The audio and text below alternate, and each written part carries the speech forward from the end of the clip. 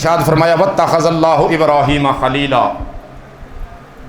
اور بنا لیا اللہ تعالیٰ نے ابراہیم علیہ السلام کو اپنا خلیل۔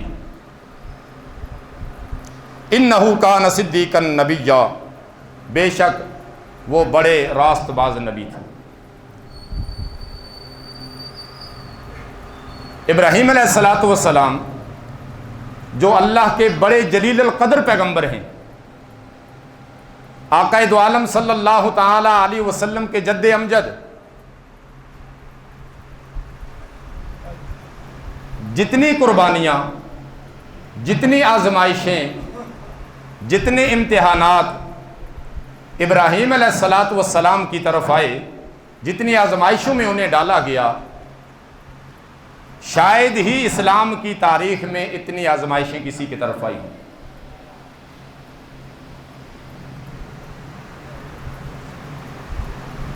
120 سال کی عمر ہے، اولاد کی نعمت سے محروم ہیں، بیوی کی عمر 90 سال ہے، اور ابراہیم علیہ السلام مصلی بچھائے ہوئے رب کی بارگاہ میں عرض کرتے ہیں رب ہب لی من الصالحین،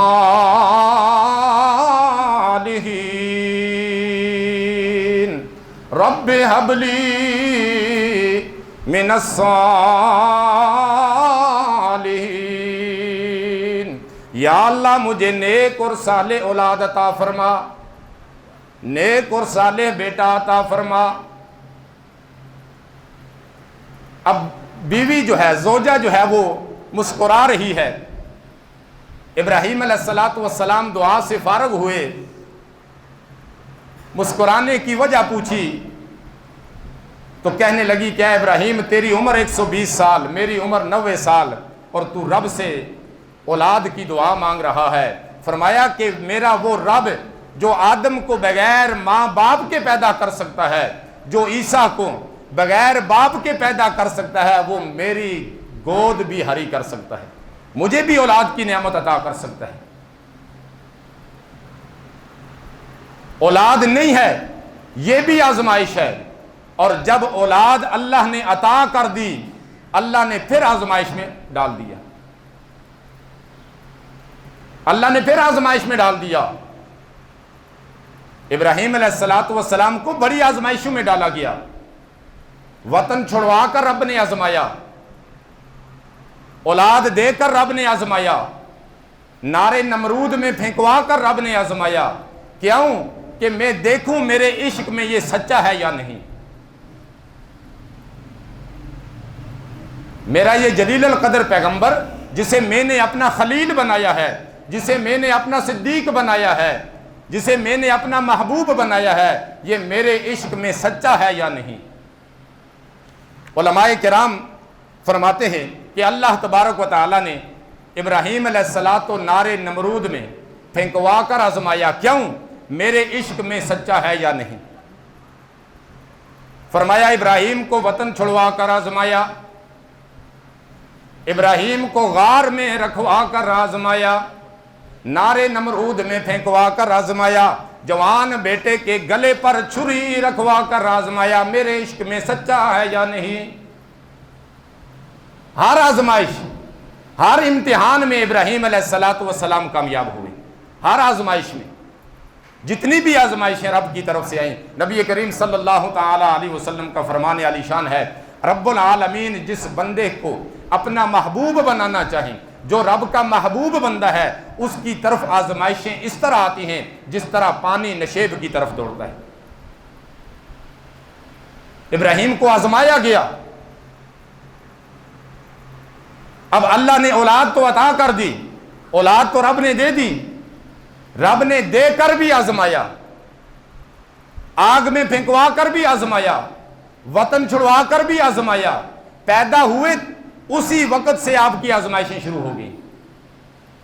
پیدائش سے لے کر وفات تک اللہ تبارک و تعالیٰ اپنے خلیل کو آزماتے رہے، اور ابراہیم علیہ السلام ہر آزمائش میں پورے اترتے رہے۔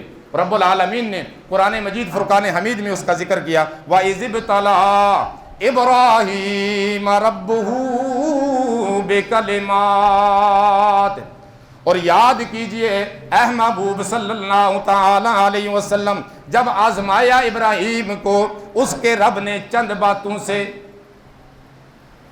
اب آزمائش کے اندر ڈالا گیا، رب نے فرمایا فَأَتَمَّهُنَّ، وہ ہر آزمائش میں پورا اترے، ہر آزمائش میں وہ کامیاب ہوئے۔ میرے بھائیو، انسان کو اپنی زندگی میں 4 چیزیں بڑی عزیز ہوتی ہیں۔ سب سے پہلے اپنی جان بڑی ہی عزیز ہوتی ہے، اپنی اولاد انسان کو جان سے بھی زیادہ عزیز ہوتی ہے، اپنا مال اور اپنا وطن، یہ 4 چیزیں انسان کی زندگی میں بڑی ہی عزیز چیزیں ہیں۔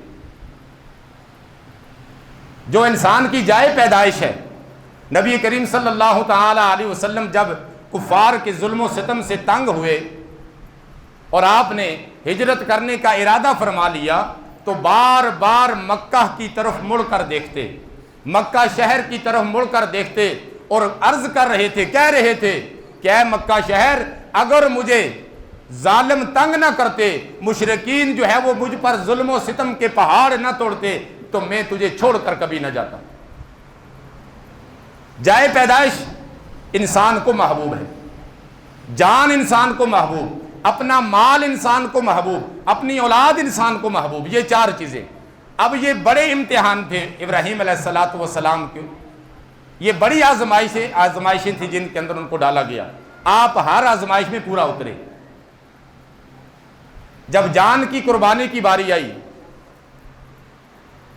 پورا مہینہ آگ جلتی رہی، آگ جلتی رہی، اس کے شعلے آسمان تک بلند ہوتے رہے، ہر ایک ثواب سمجھ کر اس آگ کے اندر اپنا حصہ ڈالتا رہا کہ ابراہیم باز آ جائے۔ کس چیز سے؟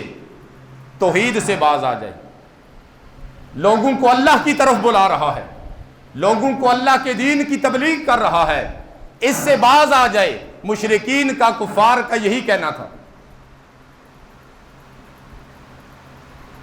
اب آگ جلتی ہے، ابراہیم علیہ السلام کو علم ہے، پتہ ہے کہ یہ آگ میرے لیے جلائی جا رہی ہے، اس آگ کے اندر مجھے ڈالا جائے گا۔ 40 دن تک وہ آگ جلتی رہی، اس آگ کے قریب کوئی نہیں جا سکتا۔ ابراہیم علیہ السلام کو ایک منجنیق کے اندر، یہ آج کل کا آپ سمجھ لیں جس طرح ہمارے جدید دور میں ٹینک بنا دیے گئے ہیں، یہاں سے بیٹھ کر جو ہے وہ پاک آرمی گولہ فائر کرتی ہے تو وہ جا کر ہندوستان میں گرتا ہے۔ یہ اس دور میں منجنیقیں استعمال کی جاتی تھیں، اور میں ایک کتاب میں پڑھ رہا تھا کہ ایک منجنیق کو چلانے کے لیے 500 آدمی درکار ہوتے تھے، اور ان منجنیقوں کے اندر پہاڑ ڈال کر، بڑے بڑے پتھر ڈال کر، بڑے بڑے کلہوں کو، ان کی دیواروں کو توڑا جاتا تھا۔ اب ابراہیم علیہ السلام کو منجنیق کے اندر ڈالا گیا، پتہ ہے کہ اب مجھے آگ میں ڈالا جائے گا، جان کی قربانی رب العالمین مانگ رہے ہیں۔ آزمائش میں اللہ نے ڈال دیا، پیغمبروں پہ بڑی بڑی آزمائشیں آئیں، ایوب علیہ السلام کے اوپر آزمائش آئی، کئی سال تک بیمار رہے، جسم میں کیڑے پڑ گئے تھے۔ اب اللہ کے خلیل ہیں، رب نے آپ کو اپنا خلیل بنایا ہے، جان کی قربانی مانگی جا رہی ہے کہ یہ جان میں نے عطا کی ہے، اب ابراہیم کو آزما کر دیکھوں کہ یہ جان میرے لیے قربان کر سکتا ہے یا نہیں۔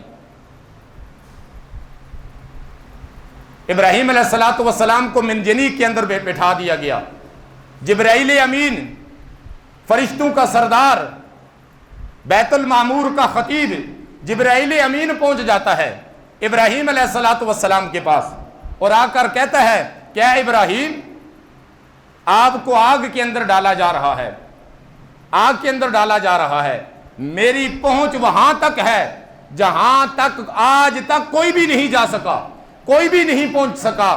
اگر تمہاری کوئی حاجت ہے، اگر کوئی سوال ہے تو وہ میرے سامنے پیش کر دیجئے، میں رب کی بارگاہ میں پہنچا دوں گا۔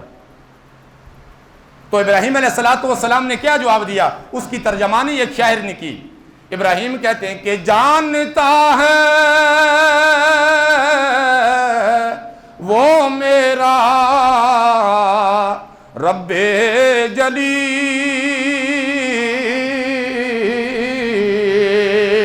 आग में पड़ता है अब उसका खलील।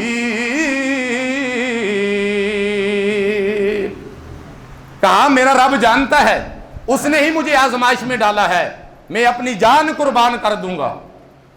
अब इब्राहिम को जो है वो जान की कुर्बानी मांगी जा रही है। आग के शोले जो है वो आसमान को छू रहे हैं। इब्राहिम को आग में डाला गया।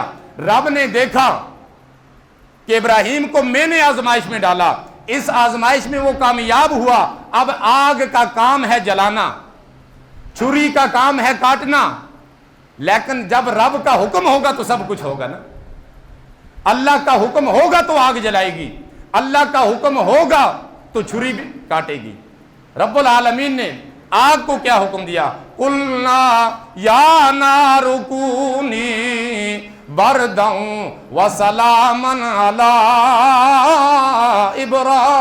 इब्राहीम। ए आग, आज तूने जलाना नहीं है, आज तूने जलाना नहीं बल्कि सलामती वाली हो जाना है, सलामती वाली। बरदं व सलामन अला इब्राहीम। मेरे खलील ने अपनी जान कुर्बान करने के लिए मेरा खलील तैयार हो गया, लिहाजा आज तूने जलाना नहीं है बल्कि सलामती वाली बन जाना है। इब्राहीम अलैहिस्सलाम ने अपनी जान की कुर्बानी भी पेश की। इस आजमाइश में भी आप जो है वो कामयाब हुए। अब वतन की कुर्बानी भी पेश की, अपना वतन जो है वो छोड़ दिया, अपनी जाए पैदाइश छोड़ दी, हिजरत कर गए अल्लाह के हुक्म से, वतन भी कुर्बान किया, जान की कुर्बानी भी पेश कर दी, माल की कुर्बानी भी दी। हम तो गिन गिन के जो है वो देते हैं ना, किसी को सदका खैरात करें तो वो भी गिन कर।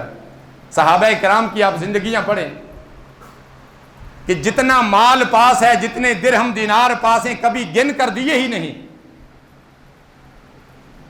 लाखों अशरफियां, लाखों दीनार नबी करीम सल्लल्लाहु ताला अलैहि वसल्लम सहाबा किराम के पास पेश किए जाते, खुलफाए राशिदीन के पास पेश किए जाते, सब कुछ अल्लाह के रास्ते में कुर्बान कर देते। हमने तो तहैया किया हुआ कि 10 रुपए देंगे, मांगने वाला आएगा तो उसको भी 10 रुपए, मस्जिद में चंदा डालना होगा तो घर से तैयारी करके आएंगे 10 रुपए अलग करके कि ये मस्जिद के अंदर डालेंगे, नियाज डालनी है तो वो 10 रुपए। अल्लाह से जो है वो हम लेगते हैं, एक मरतबा दुआ मांग ले, या अल्लाह सारी जिंदगी का रिज्क मुझे एक ही मरतबा अता कर दे। और जब उसके रास्ते में खर्च करने की बारी आती है तो फिर गिन गिन कर खर्च करते हैं। रब कहता है जितना खर्च करोगे उतना ज्यादा अता करूंगा, जितना ज्यादा खर्च करोगे उतना ज्यादा माल अता करूंगा, उतनी ज्यादा बरकतें अता करूंगा, दुनिया और आखिरत में सिला अता करूंगा। इब्राहीम अलैहिस्सलाम ने भी माल की कुर्बानी की बारी आई। और उस वक्त माल क्या था? माल क्या होता था? आजकल हमारे पास माल है, डॉलर हैं, रियाल हैं, पौंड हैं, सोना जमा किया हुआ, चांदी जमा किया हुआ, ये हमारे पास माल है। और इस माल की हिफाजत करते करते हम सुपुर्दे हाक हो जाएंगे। ये माल कोई और ले जाएगा, हिसाब हमें देना पड़ेगा। इस माल पे कत्लो गारत होगी, इस माल पे भाई भाई का गरेबान पकड़ेगा, इस माल पे जो है वो डंडे चलेंगे और हिसाब हमें देना पड़ेगा, हिसाब हमें देना पड़ेगा। अब उस वक्त माल क्या था? माल उस वक्त था ऊंट थे, भेड़ बकरियां थी, खजूरें थी, ये उनके पास माल था। इब्राहीम अलैहिस्सलाम के पास भी बकरियों का एक बहुत बड़ा रेवड़ था, बहुत बड़ा रेवड़ था। अब इब्राहीम अलैहिस्सलाम जंगल में बैठे हैं, बकरियां चरा रहे हैं, बकरियां चरा रहे हैं। अल्लाह की तरफ से, अल्लाह के हुक्म से एक फरिश्ता आया, एक फरिश्ता आया और उसने आकर, इब्राहीम को मालूम नहीं कि यह फरिश्ता है, उसने आकर अल्लाह की हम्दो सना बयान करनी शुरू कर दी। और अल्लाह की हम्दो सना किस तरह बयान की? सुबहान ज़िल मुल्क वल मलकूत, सुबहान ज़िल इज़्ज़ते वल अज़मते वल ऐबते वल कुदरते वल किबरिया वल जबरूत।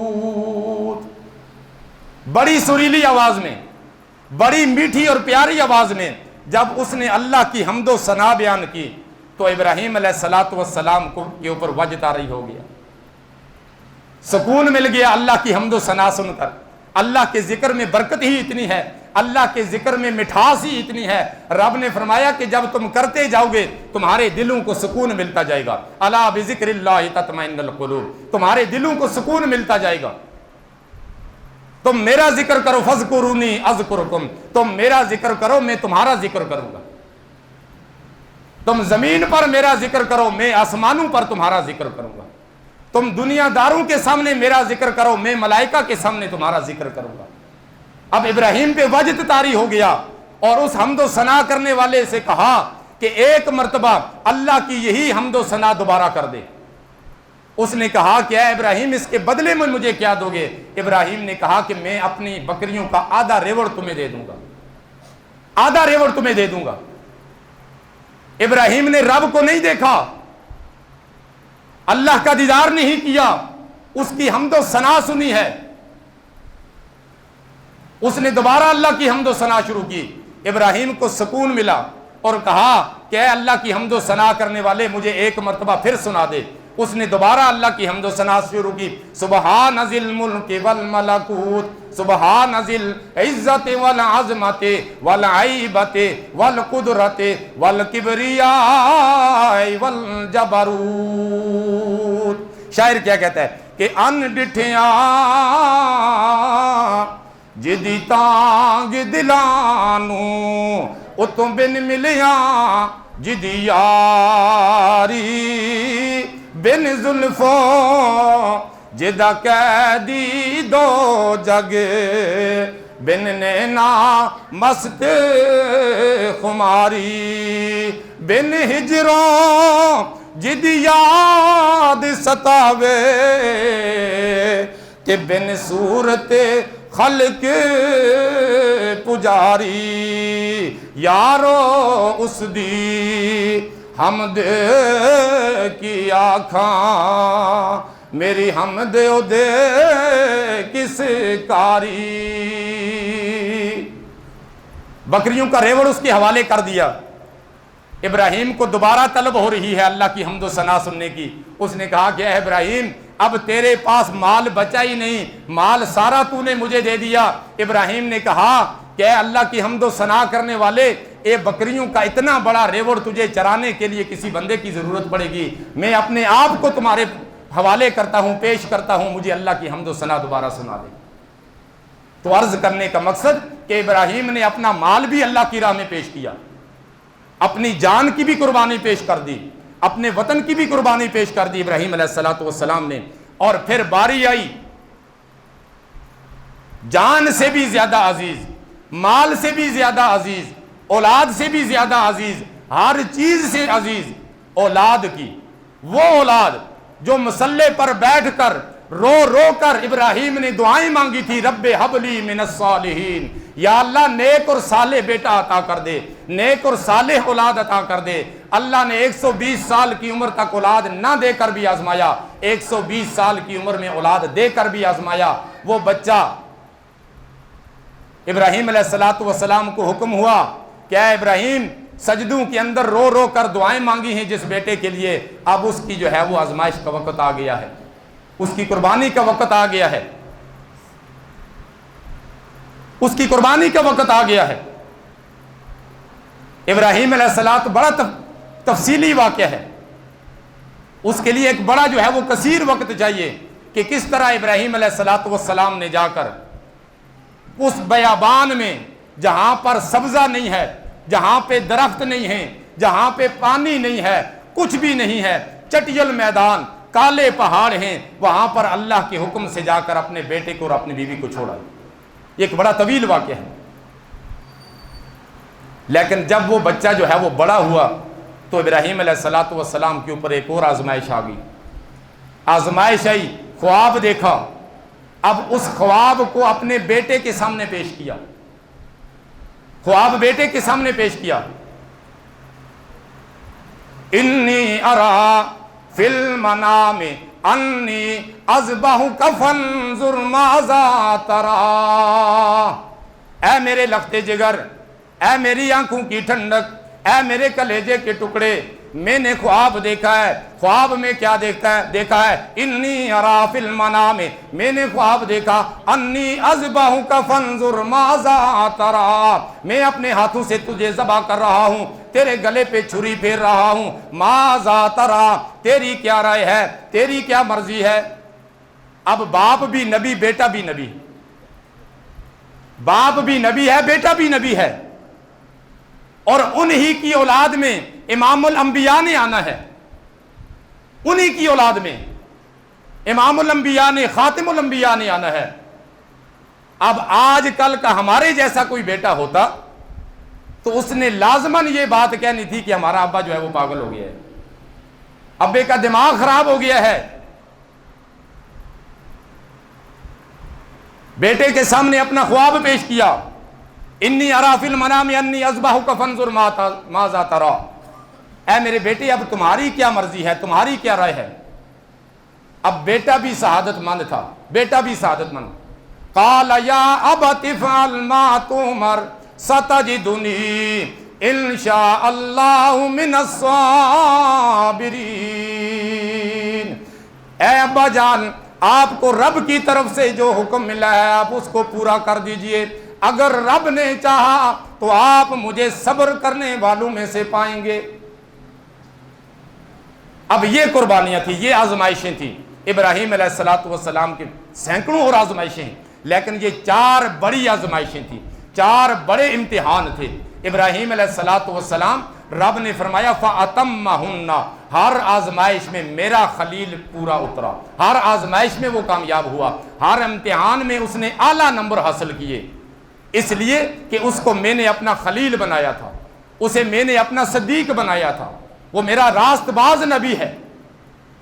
ہر امتحان میں وہ کامیاب ہوا، اور رب العالمین نے قیامت تک آنے والے لوگوں کو بتا دیا کہ اب تم نے سنت ابراہیمی پر عمل کرنا ہے، سنت ابراہیمی پر عمل کرنا ہے، اور اسی یاد کو ہم مناتے ہیں، اسی یاد کو۔ اب کوئی شخص، یہ بعض مرتبہ اس طرح بھی ہوتا ہے نا کہ ہم اپنا کوئی دنیا سے چلا جائے، سال کے بعد اس کی یاد میں جو ہے وہ کچھ لنگر نیاز، کچھ صدقہ و خیرات کر دیتے ہیں۔ یہ بھی بڑی جو ہے وہ ایک پتے کی بات آپ کو میں بتا رہا ہوں۔ تو پھر لوگ کہتے ہیں جی یہ کیا بدعات کر رہے ہیں، یہ شرک ہے، یہ فلاں ہے۔ تو پھر یہ بھی شرک ہوا، اللہ معاف کرے اگر اس طرح دیکھا جائے۔ ایک یاد ہے نا، اس کو منایا جا رہا ہے۔ ہزاروں سال پہلے ابراہیم نے قربانی پیش کی، جنت سے دمبا لایا گیا، مینڈا لایا گیا، اس کے گلے پہ چھری پھیر دی گئی۔ اب اس یاد کو منایا جا رہا ہے۔ آپ پورے حج کو دیکھ لیں، حج کو آپ دیکھ لیں، حج کے اندر کیا ہے؟ سب یادگاریں ہیں، سب یادگاریں ہیں۔ صفا مروہ کیا تھے؟ عام پہاڑ تھے، کالے پہاڑ تھے، سبزہ نہیں ہے، کوئی درخت نہیں ہے، کوئی جڑی بوٹی نہیں ہے ان پر، لیکن کیا اسماعیل علیہ السلام کی والدہ نے ان پر چکر لگائے، رب نے قرآن میں ان کا ذکر کر دیا، ان الصفا والمروۃ من شعائر اللہ۔